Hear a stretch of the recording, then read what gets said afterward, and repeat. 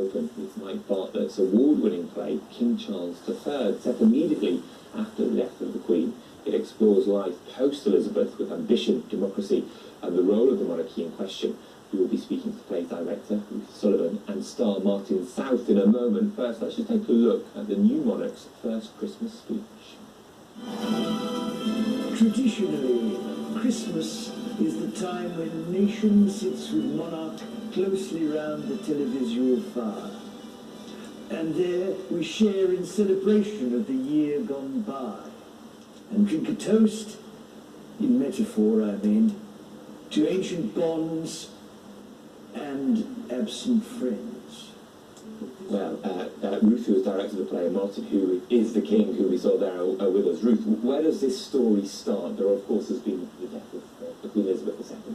Yes, so we literally start at the funeral of the Queen, and then we move forward through the first political discussion with the Prime Minister and the new King, and it develops from there, really. Yeah, Martin, your version of Charles, or certainly this play's version of Charles, is not the man he said. Just when he came to his 70th birthday, he said, if I become king, I won't be this meddler.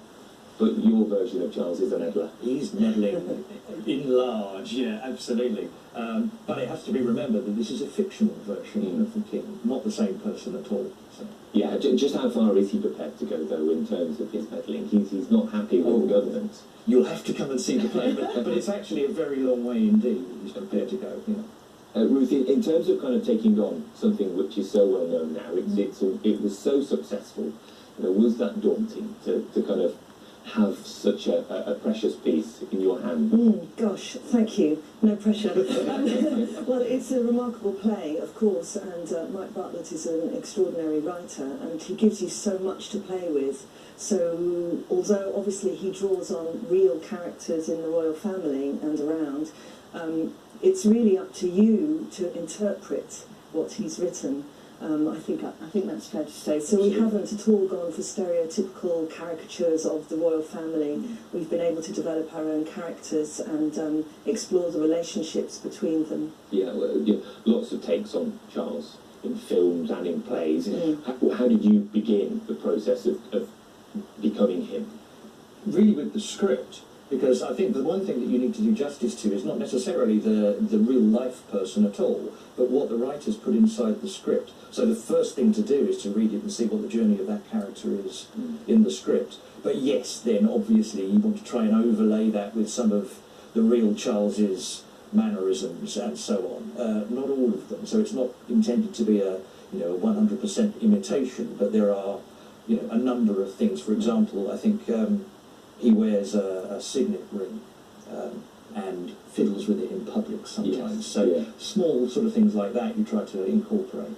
Was there a temptation to update the story? Obviously, we've had developments in the monarchy since its first outing. We've got new members of the royal family. Did you think about that?